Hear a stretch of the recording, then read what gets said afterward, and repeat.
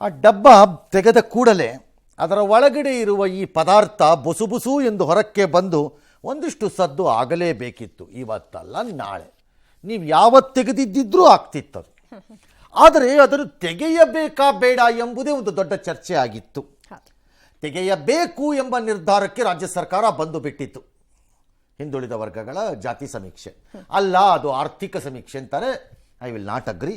ಅದು ಜಾತಿ ಸಮೀಕ್ಷೆಯೇ. ಆರ್ಥಿಕ ಸಮೀಕ್ಷೆ ಅಂತ ಅದರೊಳಗೆ ತಂದು ಸೇರಿಸ್ತಾರೆ, ಇನ್ನೊಂದಷ್ಟು ಪ್ರಶ್ನೆಗಳನ್ನು ಸೇರಿಸ್ಕೊಂಡಷ್ಟೆ. ಸೊ ಈಗ ಪ್ರಶ್ನೆ ಇರುವುದಿಷ್ಟು, ಈ ವರದಿಯನ್ನು ಮುಖ್ಯಮಂತ್ರಿಗಳು ಹೊರಕ್ಕೆ ಬಿಟ್ಟಿದ್ದಾರೆ. ಅದರಿಂದ ಅವರು ಏನು ಸಾಧಿಸಿದ್ದಾರೆ ಗೊತ್ತಿಲ್ಲ, ಅದಕ್ಕೆ ಆಮೇಲೆ ಬರೋಣ. ಬಟ್ ಇದು ಬಿಟ್ಟಿದ್ದು ಸರಿಯೋ ಅಲ್ಲವೋ? 10 ರಿಂದ 12 ವರ್ಷ ಹಳೆಯದಾದ ಈ ವರದಿ ಈಗ ವೈಜ್ಞಾನಿಕವಾಗಿ ಜಾರಿಗೆ ತರುವುದಕ್ಕೆ ಸಾಧುವೋ ಅಲ್ಲವೋ, ಅಥವಾ ಹೊಸ ಸಮೀಕ್ಷೆ ಬೇಕೋ ಬೇಡವೋ? ಹಿಂದುಳಿದ ವರ್ಗಗಳ ಆಯೋಗಗಳ ಕಾರ್ಯವ್ಯಾಪ್ತಿಯ ಪ್ರಕಾರ 10 ವರ್ಷಕ್ಕೊಮ್ಮೆ ಆಗಬೇಕು. ಹಾಗಾಗಿ ಈಗ ಇದು ಆಗಬೇಕಾ ಹೊಸದು, ಅಥವಾ ಹಳೆಯದನ್ನು ಎತ್ತು ಬಿಸಾಕ್ಬೇಕಾ ಸೈಡಿಗೆ, ಅದು ಗೊತ್ತಿಲ್ಲ.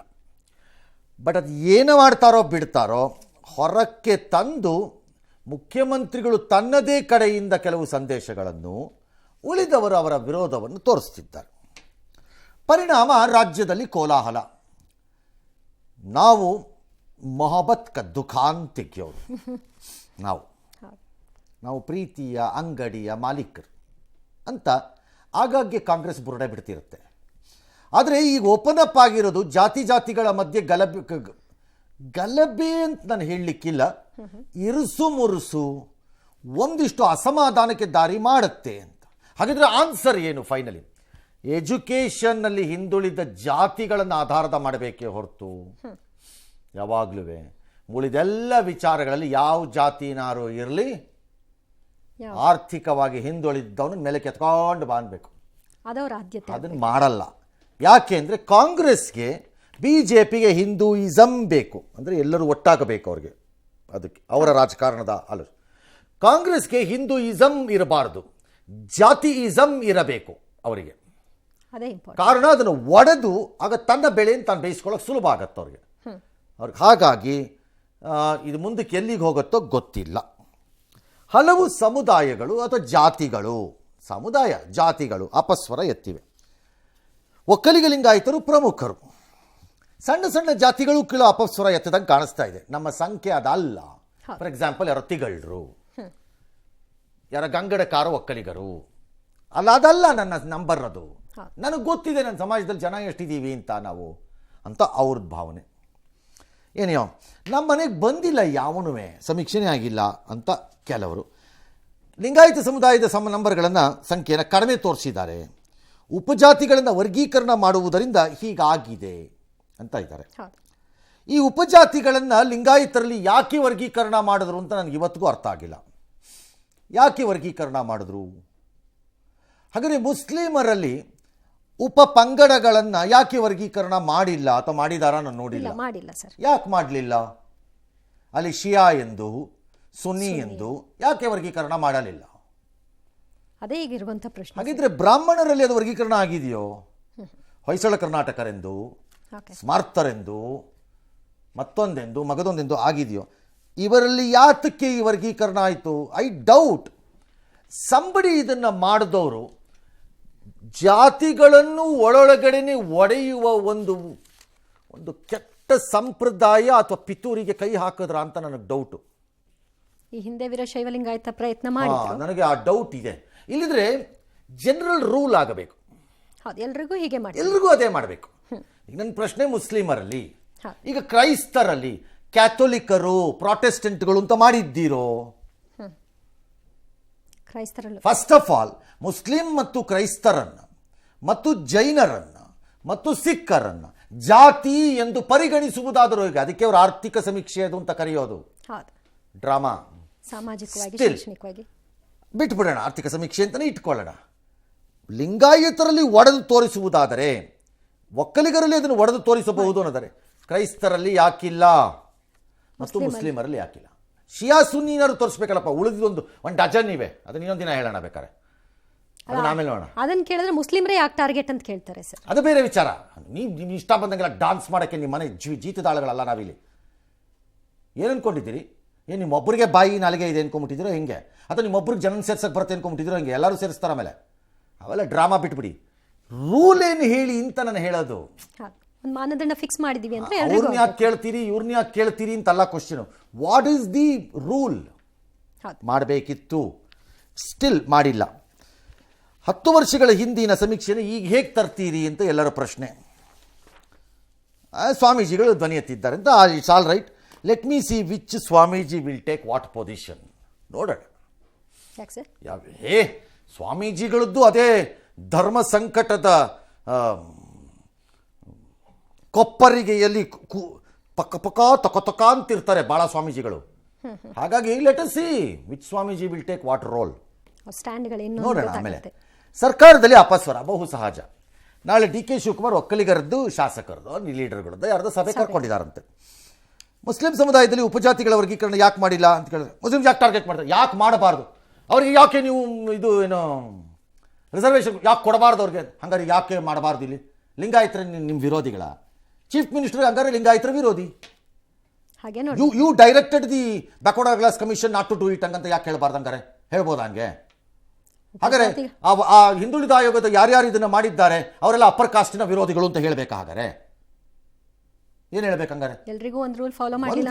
ನೀವು ಒಂದು ಪ್ರಶ್ನೆ ಕೇಳಿದ್ರೆ 1000 ಪ್ರಶ್ನೆ ಕೇಳ್ತಾರೆ ರಿವರ್ಸ್. ಅದಕ್ಕೆ ಇದ್ದೇ ಇರುತ್ತೆ. ರೂಲನ್ನ ನಿನಗೆ ಇಷ್ಟ ಬಂದಾಗ ಬೆಂಡ್ ಮಾಡ್ಕೊಳಕ್ಕೆ ಅವನು ಯಾವನವನು ಆಫೀಸರ್ ಅಧಿಕಾರ ಕೊಟ್ಟವನು ಅವನಿಗೆ ಅಂತ ಯಾಕೆ ಕೇಳಬಾರ್ದು? ಯಾರು ಯಾಕೆ ಕೇಳಬಾರ್ದು? ಎಸ್. ಇನ್ನು ನಾನು ಮೇಲ್ವರ್ಗ ಜಾತಿ ಸೇರಿ ಯಾವುದೇ ಜಾತಿಯ ವಿರೋಧಿ ಅಲ್ಲ ಅಂತ. ಇದನ್ನು ಎಲ್ಲರೂ ಹೇಳ್ತಾರಪ್ಪ. ಬಿಜೆಪಿಯವರು ನಾವು ಮುಸ್ಲಿಮರ ವಿರೋಧಿ ಅಲ್ಲ ಅಂತಾರೆ. ನೀವು ಮುಸ್ಲಿಮರನ್ನು ಕೇಳಿದ್ರೆ ಏನು ಹೇಳ್ತಾರೆ? ಅವ್ರು ಫಸ್ಟ್ ರೇಟ್ ನಮ್ಮ ಫಸ್ಟ್ ವಿರೋಧಿಗಳು ಅಂತ. ನಾನು ವಿರೋಧಿ ಅಲ್ಲ ಲಿಂಗಾಯತರಿಗೆ, ನಿಮ್ಮ ಒಕ್ಕಲಿಗರಿಗೆ ಅಂತ ಸಿಎಂ. ನೀವು ಅವ್ರನ್ನ ಕೇಳಿದ್ರೆ ಇನ್ನೊಂದು 6 ತಿಂಗಳು 3 ತಿಂಗಳು ಇದೇ ಮುಂದುವರ್ಕೊಂಡು ಬಿಟ್ರೆ ಸಿದ್ದರಾಮಯ್ಯ ನಮ್ಮ ವಿರೋಧಿ ಅಂತಾನೆ ಅವರು ಹೇಳೋದು. ನೀವು ಅಲ್ಲ ಅಂದ್ಬಿಟ್ಟ ತಕ್ಷಣ ಅಲ್ಲ ಆಗ್ಬಿಡುತ್ತಾ? ಅದು ನಮ್ಮನ್ನು ಬೇರ್ಪಡ್ಸಕ್ ನೋಡಿದ್ದಾರೆ ಅಂತ ಹೇಳ್ತಾರೆ. ಅದಂಗೆ ಆಗ್ಬಿಡುತ್ತೆ. ನಿಮಗೆ ಬೇಕಾದಾಗ ನಾನು ಅವ್ರ ಪರ, ಬೇಡದಿದ್ದಾಗ ಇಲ್ಲ ಅನ್ನಕ ಹಂಗಾಗಲ್ಲ. ಅದು it won't work like that. ಮಾಡಿದ್ರೆ ಒಂದೇ ನಿಯಮ. ಸೋಷಿಯಲ್ ಇಮೇಜು ಮತ್ತು ಸೋಷಿಯಲ್ ಪರ್ಸೆಪ್ಷನ್ ಇದಾಗಲ್ಲ. ನಾನು ಇದನ್ನು ಯಾವಾಗಲೂ ಬಿಜೆಪಿದಕ್ಕೆ ಹೇಳ್ತಿರ್ತೀನಿ. ನೀವು ತಿಪ್ಪರ್ಲಾಗ ಹೊಡೆದ್ರು ಮುಸ್ಲಿಮ್ಸ್ ನಿಮ್ಗೆ ಓಟ್ ಕೊಡಲ್ಲ. ಹೇಳ್ತಿರ್ತೀನಿ. ನೀವು ಏನು ಮಾಡಿದ್ರು ಕೊಡಲ್ಲ ಅವರು. ಅವರೊಂದು ಡಿಸಿಷನ್ ಬಂದಾಗಿದೆ. ಶಿಯಾ ಸುನ್ನಿ ಮಧ್ಯೆ ಏನಾದ್ರು ಗಲಾಟೆ ಬಂದು ಬೇಕಾದ್ರೆ ಒಂಚೂರು ಬರ್ಬೋದೇನೋ ಅಷ್ಟೇ, ಇಲ್ಲಿ ಬರಲ್ಲ. ಹಾಗೆ ಇದುವೆ ಪರ್ಸೆಪ್ಷನ್ ಇಂಪಾರ್ಟೆಂಟ್. ಪರ್ಸೆಪ್ಷನ್ ಕರ್ನಾಟಕದಲ್ಲಿರೋದು ಏನು ಅಂತಂದರೆ, ಸಿದ್ದರಾಮಯ್ಯ ಸದಾಕಾಲ ಅಹಿಂದ ಎಂಬ ಇದರ ಹಿಂದೆ ಹೋಗುತ್ತಾರೆ. ಮೇಲ್ಜಾತಿಗಳನ್ನು ಇಲ್ಲ ಇಲ್ಲ ಎಂದು ಹೇಳುತ್ತಲೇ ಕತ್ತರಿಸುತ್ತಾರೆ ಅಂತ ಆರೋಪ. ಜನಮಾನಸದಲ್ಲಿರುವಂತಹ ವಿಷಯ. ಎಸ್. ವೀರಶೈವ ಲಿಂಗಾಯತರನ್ನ ಪ್ರತ್ಯೇಕ ಆಗಿದೆ. ಸೊ ಜಾತಿ ಗಣತಿ ಇನ್ನೊಮ್ಮೆ ವೀರಶೈವ ಲಿಂಗಾಯತರು ಎಲ್ಲರೂ ಒಂದಾಗಿ ಜಾತಿ ಗಣತಿ ಆಗಬೇಕು. ಯಾಕಂದ್ರೆ ಎಲ್ಲ ಸಮಾಜದ ಜಾತಿಯಲ್ಲಿ ಹೆಚ್ಚಾಗಿರ್ತಾರೆ ಜನ. ಆ ಜಾತಿ ಗಣತಿ ಪ್ರಕಾರ ಈ ಉದಾಹರಣೆಗೆ ನಮ್ಮ ಚನ್ನಗಿರಿ ವಿಧಾನಸಭಾ ಕ್ಷೇತ್ರದಲ್ಲಿ ಸುಮಾರು ಜನ 60,000 ಸಾಧು ಲಿಂಗಾಯತರಿದ್ದೀವಿ. ಆ ಒಂದು ವರದಿಯಲ್ಲಿ ಇಡೀ ರಾಜ್ಯದಲ್ಲಿ 69,000 67,000 ಸಾಧರಿದ್ದಾರೆ ಅಂತ ತೋರಿಸಿದ್ದಾರೆ. ಗೊಂದಲನೂ ಇದೆ. ನಮಗೇನು ಜಾತಿ ಗಣತಿ ಪ್ರತಿಗಳನ್ನ ಮಿನಿಸ್ಟರ್ಗಳಿಗೆ ಕೊಟ್ಟಿದ್ದಾರೆ, ಶಾಸಕರಿಗೆ ಯಾರಿಗೂ ಮುಟ್ಟಿಸಿಲ್ಲ.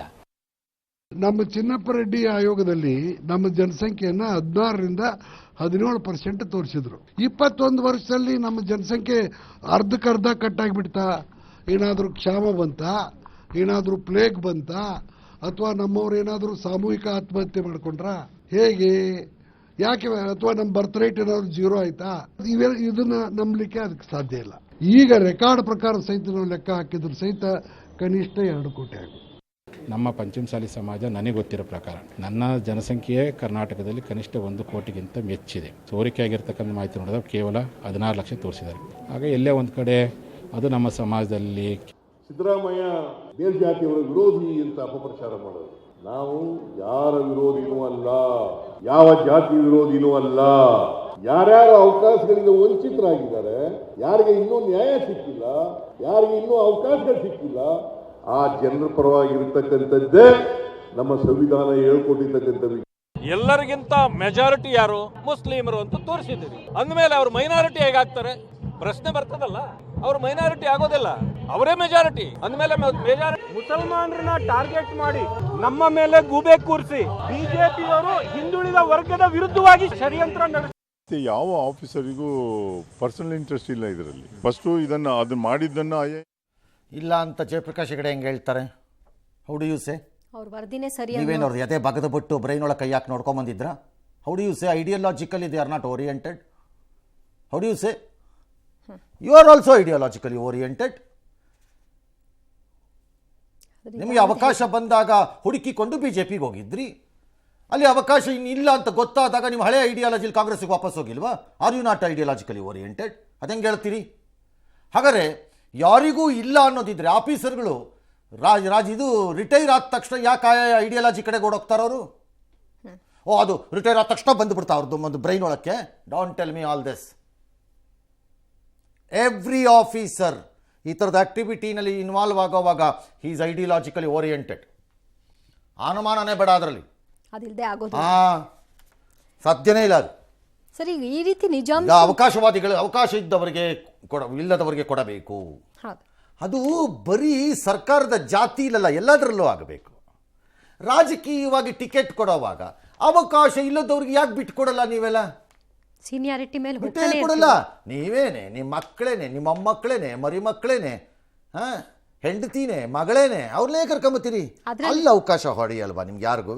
ಅದ್ರಲ್ಲಿ ಅವ್ರ ಮೇಲೆ ಬರಬಾರ್ದು, ಅದ್ರಲ್ಲಿ ಬರಬಾರ್ದಾ? ಏನ್ ಡ್ರಾಮಾ ಮಾಸ್ಟರ್ಗಳಪ್ಪ. ಎಸ್ ಸರ್, ಈಗ ನಿಜಾಂಶ ಮರೆಮಾಚೋದ್ರಿಂದ ಆಗೋದು ಏನಾಗುತ್ತೆ? ನನಗೆ ಫಸ್ಟ್ ಆಫ್ ಆಲ್ ನನಗೆ ಗೊತ್ತಿಲ್ಲ.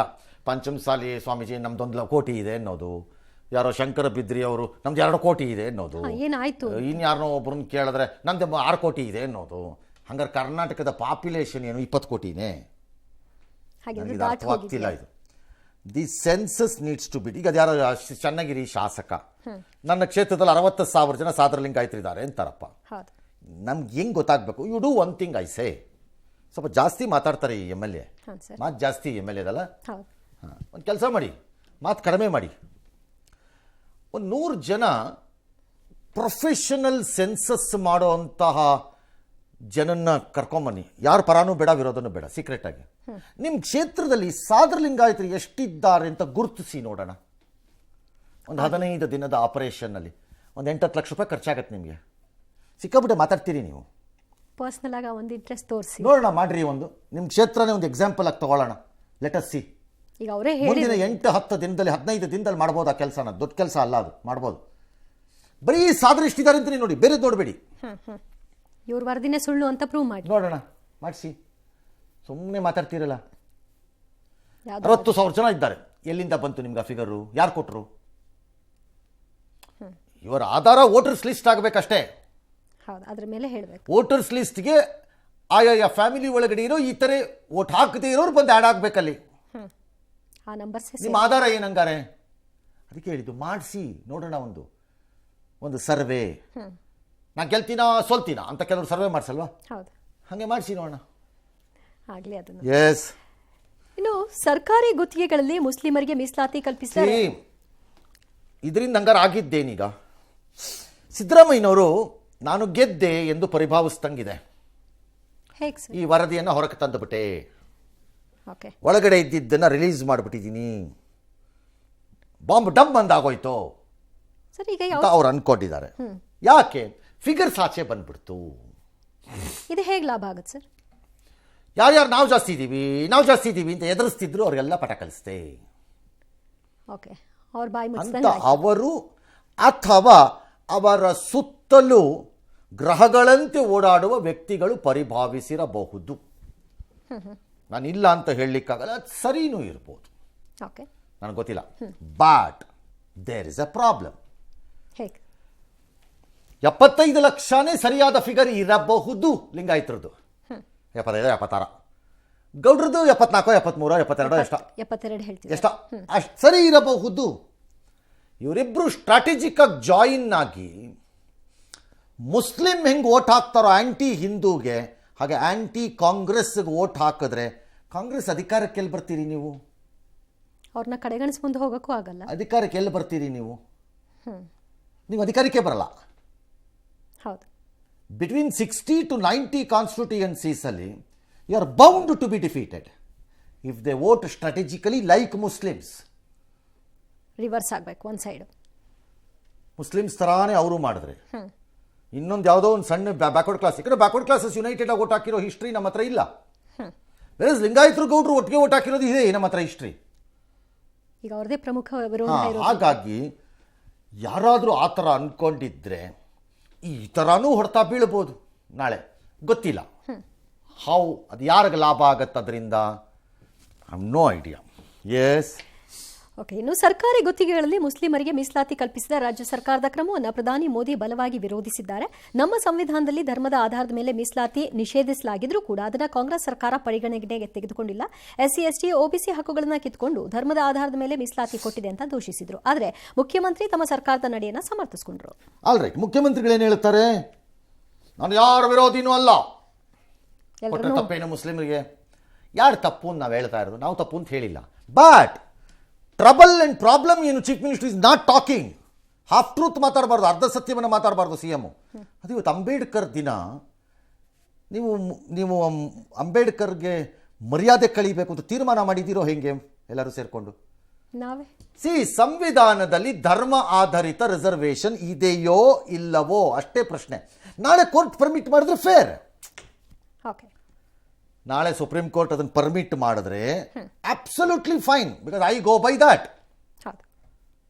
ಕೋರ್ಟ್ ಡಿಸಿಷನ್ ನಾಳೆ ಎಲ್ಲಿದೆ ಸದಾಕಾಲ ಸಂವಿಧಾನ ವಿರೋಧಿಗಳು ಮನುವಾದಿಗಳು ಅಂತ ಮಾತಾಡ್ತಿರ್ತೀರಲ್ಲ ನೀವು ಸಂವಿಧಾನದ ವಿಚಾರದಲ್ಲಿ, ಎಲ್ಲಿದೆಪ್ಪ ಸಂವಿಧಾನದಲ್ಲಿ? And why are you violating your own ಅಂಬೇಡ್ಕರ್ದು? ಅದು on an Ambedkar day you are lying, you are lying ಅಷ್ಟೇ. ನೀವು ಕೊಡಬಾರ್ದು ಕೊಡಬೇಕು ಅನ್ನೋದು ಆಮೇಲಿನ ಪ್ರಶ್ನೆ. ಅದು where is the provision? If the court clears that provision, fair, perfectly fair. ಅದಾಗಿಲ್ವಲ್ಲ ಈಗ, ಎಲ್ಲಿದೆ? Are you not a liar then? ಹಾಗಾದ್ರೆ ಅಂಬೇಡ್ಕರ್ ತಪ್ಪದು. That is the question. Number 2, minority ಈ ಪದದ ವ್ಯಾಖ್ಯಾನ ಮರುಸ್ಥಾಪನೆ ಆಗಬೇಕೀಗ. ಯಾರು ಮೈನಾರಿಟಿ ಮತ್ತು ಯಾರನ್ನು ಮೈನಾರಿಟಿ ಎಂದು ಕರೆಯಬೇಕು? ಅಲ್ಪಸಂಖ್ಯಾತ, ಸಂಖ್ಯಾತ, ಸಂಖ್ಯೆ, ಅಲ್ಪ ಕಡಿಮೆ, ಸಂಖ್ಯಾತರು ಅಂದರೆ ಸಂಖ್ಯೆಯಲ್ಲಿ ಕಡಿಮೆ ಇರುವವರು ಯಾರು? This has to be redefined. You cannot have 18% of the people at one point and still call them the minority. Impossible. ನೀವು ಎಲ್ಲಿವರೆಗೂ ಅದನ್ನೇ ಹೇಳೋ ಸಾಧ್ಯನೇ ಇಲ್ಲ. ಅದು that has to be defined ಈಗ. ಈಗ ಇದನ್ನ ಕೇಳಿದ್ರೆ SC ST ಗೂ ನಾವು ಕೊಡ್ತಾ ಇಲ್ವಾ? ಅವ್ರನ್ನೂ ಮೇಲ್ಜಾತಿಗೆ ತರ? ನೋ, SC ST ಇದು ಕಾನ್ಸ್ಟಿಟ್ಯೂಷನಲಿ ಗ್ಯಾರಂಟೀಡ್. ಅದು ಅದ್ರ ಜೊತೆಗೆ ಇದನ್ನ ಸೇರಿಸ್ತಾ ಇದ್ದಾರೆ. ನೋ, SC ST ಪರಿಶಿಷ್ಟ ಜಾತಿ ಮತ್ತು ಪರಿಶಿಷ್ಟ ಪಂಗಡವನ್ನ ನಾನು ಅಲ್ಪಸಂಖ್ಯಾತ ಅಂತ ಕರೆಯಲ್ಲ. ಎಲ್ಲಿ ಕರಿತೀವಿ ಅವ್ರನ್ನ ಅಲ್ಪಸಂಖ್ಯಾತರು ಅಂತ? ನಾವು ಅವ್ರನ್ನ ಅಲ್ಪಸಂಖ್ಯಾತರು ಅಂತ ಕರೆದೇ ಇಲ್ಲ. ಅವರ ಸಂಖ್ಯೆ ಹೆಚ್ಚಿದೆ ಎಂಬ ಪರಿಜ್ಞಾನ ಸಂವಿಧಾನವನ್ನು ಬರೆದವರಿಗೆ ಗೊತ್ತಿತ್ತು, ಗೊತ್ತಿರೋ ವಿಷಯನೇ. ಹಾಗಾಗಿ ಅಲ್ಪಸಂಖ್ಯಾತರು ಅಂತ ಯಾರನ್ನ ಕರೆದಿದ್ದೀರಿ ಮತ್ತು ಅವ್ರು ಹೇಗೆ ಅಲ್ಪಸಂಖ್ಯಾತರಾಗ್ತಾರೆ ರೀಡಿಫೈನ್ ಆಗಬೇಕು, ಜನಸಂಖ್ಯೆ ಆಗಲೇಬೇಕು. ಮೇ ಬಿ ಎ ಡೇ ಬ್ರಾಹ್ಮಣರು ಅಲ್ಪಸಂಖ್ಯಾತರಾಗ್ಬೋದೇನೋ, ತಿಗಳರು ಅಲ್ಪಸಂಖ್ಯಾತರಾಗ್ಬೋದೇನೋ, ವಿಶ್ವಕರ್ಮರು ಅಲ್ಪಸಂಖ್ಯಾತರಾಗ್ಬೋದೇನೋ, ನಂಗೆ ಗೊತ್ತಿಲ್ಲ, ಐ ಡೋಂಟ್ ನೋ. ಸಂಖ್ಯೆ ಆಧಾರ ಆದರೆ ನೀವೇನು ಮಾಡ್ತಾ ಇದ್ದೀರಿ? ಸಂಖ್ಯೆ ಕೇಳಕ್ಕೋದ್ರೆ ಆರ್ಥಿಕ ಸಾಮಾಜಿಕ ಅಂತ ತೋರಿಸ್ತೀರಿ, ಆರ್ಥಿಕ ಸಾಮಾಜಿಕ ಅಂತ ಕೇಳಿದ್ರೆ ಸಂಖ್ಯೆ ತೋರಿಸ್ತೀರಿ. ಅವ್ರ ಮುಂದೆ ಬರಬಾರ್ದು ಮುಸ್ಲಿಮ್ಸ್ ಅಂತ ಇವತ್ತು ಕೇಳಿದಾರೆಲ್ಲ. ಅವ್ರ ಮುಂದೆ ಬರದೇ ಇರೋದಕ್ಕೆ ಕಾರಣ ಯಾರು ಅಂತ ಸಿದ್ದರಾಮಯ್ಯನವರು ಒಂದು ದಿನಾನೂ ರಾತ್ರಿ ಎದ್ದು ಕೂತ್ಕೊಂಡು ಯೋಚನೆ ಮಾಡಲಿಲ್ವಲ್ಲ. ಹೀಗೆ ಇರೋದಕ್ಕೆ ನಿಮ್ಮ ದೀರ್ಘಕಾಲದ ರಾಜಕಾರಣದಲ್ಲಿ ಕಾಂಗ್ರೆಸ್ಸಿನ ವಿರೋಧಿಯಾಗಿ ನಿಂತವರು ನಿಮಗೆ ಗೊತ್ತಿಲ್ಲ ಯಾಕೆ ಅವ್ರ ಮುಂದೆ ಬರಲಿಲ್ಲ ಮುಸ್ಲಿಮ್ಸು? ಯಾಕೆ ಅವ್ರನ್ನ ಹಂಗೆ ಮಿಸ್ಯೂಸ್ ಮಾಡಿದ್ರು? ಯಾಕೆ ಅವ್ರನ್ನ ಮತ ಬ್ಯಾಂಕ್ ಥರ ನಡೆಸ್ಕೊಂಡ್ರು? ಯಾಕೆ ಅವ್ರನ್ನ ಶೈಕ್ಷಣಿಕವಾಗಿ ಮೇಲೆತ್ತಲಿಲ್ಲ?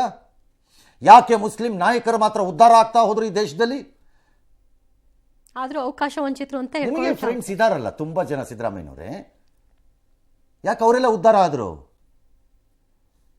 ಯಾಕೆ ಒಬ್ಬ ಬಡ ಮುಸ್ಲಿಂ ವಕ್ಫ್ ಪ್ರಾಪರ್ಟಿ ವಿಚಾರದಲ್ಲಿ, ಯಾವ ವಕ್ಫ್ ಪ್ರಾಪರ್ಟಿ ವಿಚಾರದಲ್ಲಿ ಬಡ ಮುಸ್ಲಿಮಿನ್ಗೆ ಶಿಕ್ಷಣ ಸಿಗಬೇಕಾದ ಕೆಲಸ ಆಗಿದೆ? ತೋರಿಸ್ರಿ, ನೋಡ್ತೀನಿ, ತೋರಿಸಿ ನೋಡೋಣ. This is how they talk. It's all right. Yes, ರಾಜ್ಯದಲ್ಲಿ ಒಳ ಮೀಸಲಾತಿ ಜಾರಿ ಸಿದ್ದರಾಮಯ್ಯ ಸರ್ಕಾರ ಮೀನಾಮೇಷ ಎಣಿಸ್ತಾ ಇದೆ. ಇದು ರಾಜಕೀಯವಾಗಿ ಯಾವೆಲ್ಲ ಪರಿಣಾಮಗಳನ್ನ ಬೀರುತ್ತೋ ಏನೋ ಗೊತ್ತಿಲ್ಲ, ಲೆಕ್ಕಾಚಾರ ಅಂತೂ ನಡೀತಾ ಇದೆ. ಇದರ ಮಧ್ಯದಲ್ಲಿ ತೆಲಂಗಾಣ ಎಸ್ಸಿ ಸಮುದಾಯದಲ್ಲಿ ಮೀಸಲಾತಿ ಜಾರಿ ರೈಟ್ ಅವ್ರು ನೋಟಿಫೈ ಮಾಡಿದಾರಂತೆ, ಬಟ್ ಆಬ್ವಿಯಸ್ಲಿ ಅದು ಕೋರ್ಟ್ಗೆ ಹೋಗುತ್ತೆ. ಸುಪ್ರೀಂ ಕೋರ್ಟ್ ಡೈರೆಕ್ಷನ್ ಮೇಲೆ ಅಲ್ವಾ ಸರ್ ಆಗಿರೋದು? ಆಗಿದೆ, ವಾಪಸ್ ಡಿವಿಷನ್ ಏನೇನಿದೆ ಅದು ನೋಡ್ಕೊಂಡು ಹೋಗುತ್ತೆ. ಓಕೆ, ಅಲ್ಲೇನಾದ್ರು ಹೆಚ್ಚು ಕಡಿಮೆ ಆದರೆ ಮತ್ತೆ ಹೋಗುತ್ತಲ್ಲಿ, ಮತ್ತೆ ಅದೇನಾದ್ರು ತೀರ್ಮಾನ ಆದ್ರೆ ಆಗ್ಬೋದೇನೋ ಗೊತ್ತಿಲ್ಲ. ದೇಶದೊಳಗೆ ಜಾರಿ ತಂದ ಮೊದಲು ಜಾರಿ ಮಾಡಿದ ರಾಜ್ಯ ಆದರೆ ಇದು 50% ಕ್ರಾಸ್ ಆದರೆ ಸುಪ್ರೀಂ ಕೋರ್ಟ್ಗೆ ಹೋಗುತ್ತೆ. ಹೋದಂಗಿದೆ ಇಲ್ಲಿ ಆ ಚರ್ಚೆ ಇದೆ. ಭಾಳ ಜನ ಈ ವಾದ ಸ್ಟಾರ್ಟ್ ಮಾಡಿದ್ದಾರೆ. ಕೋರ್ಟ್ದು ಆರ್ಡರ್ ಇಲ್ಲ, ಡೈರೆಕ್ಷನ್ ಥರ ಅಬ್ಸರ್ವೇಷನ್ ಥರ ಇದೆ ಆ 50% ಅಂತ. ನೋ, ಮತ್ತೆ ಸುಳ್ಳು ಹೇಳ್ಬೇಡಿ. ಇವ್ರು ಹೆಂಗ್ ಬೇಕೋ ಹಂಗೆ ಮತ್ತೆ ತಗೊಂಡು ಬರೀ ನೋಡಿ ಏನು ಮಾಡೋಣ, ಮಾತೆತ್ತಿದ್ರೆ ಇದು RSS ಅಜೆಂಡಾ ಅಂದ್ಬಿಡೋದು, ಏನೇನೋ ಹೇಳ್ಬಿಡೋದು, ಇದು ಮಂಗಳ ಗ್ರಹದಿಂದ ಬಂದವರ ವಾದ ಅಂದ್ಬಿಡೋದು, ಸುಮ್ಮನೆ ಏನೇನೋ ಹೇಳ್ಬಿಡೋದು. ಯಾರವರು ಏನು ಹೇಳಲ್ಲ. ಮಹಾರಾಷ್ಟ್ರದ ಮರಾಠಿ ರಿಸರ್ವೇಷನ್ಗೆ ಬಂದಾಗ ಮತ್ತೆ supreme court gain it has come back on 50%. ಹಾಗಾಗಿ ಗೇನ್ ನೀವು ಅದನ್ನೇ ಬದಲಾಯಿಸಿದ್ರೆ ಅದು ಬೇರೆ ವಿಚಾರ. ಮತ್ತೆ ಈ ಪಶ್ಚಿಮ ಬಂಗಾಳ ತಮಿಳುನಾಡಲ್ಲಿ ಇದೆಯಲ್ಲ ಅಂತ ಕೇಳ್ತಾರಲ್ಲ ಸರ್. ತಮಿಳ್ನಾಡಲ್ಲಿ ಇದೆ. ತಮಿಳ್ನಾಡಿಗೆ ಆಗ ಒಂದು ಸ್ಪೆಷಲ್ ಪರ್ಮಿಷನ್ ಸಿಕ್ತು, ಸುಪ್ರೀಂ ಕೋರ್ಟಲ್ಲೇ ಸಿಕ್ತು. ಅದು ಸಿಗಬಾರ್ದಿತ್ತು ಅವತ್ತೇನೆ, ಬಟ್ ಏನೋ ಸಿಕ್ಕಾಯ್ತು ಅದಕ್ಕೆ, ಹಂಗಾಗಿದೆ. ಅದಾದ ಮೇಲೆ ಹಾಗಾದ್ರೆ ಇದ್ದಿದ್ದಿದ್ರೆ ಯಾಕೆ ನೀವೆಲ್ಲ ಮಾಡಲಿಲ್ಲ ಇಷ್ಟು ವರ್ಷ? ಯಾಕೆಲ್ಲ ಸುಮ್ಮನೆ ಇದ್ರಿ ಪ್ರಭೂತಿಗಳು, ಮಹಾಪಂಡಿತೋತ್ತಮರುಗಳು?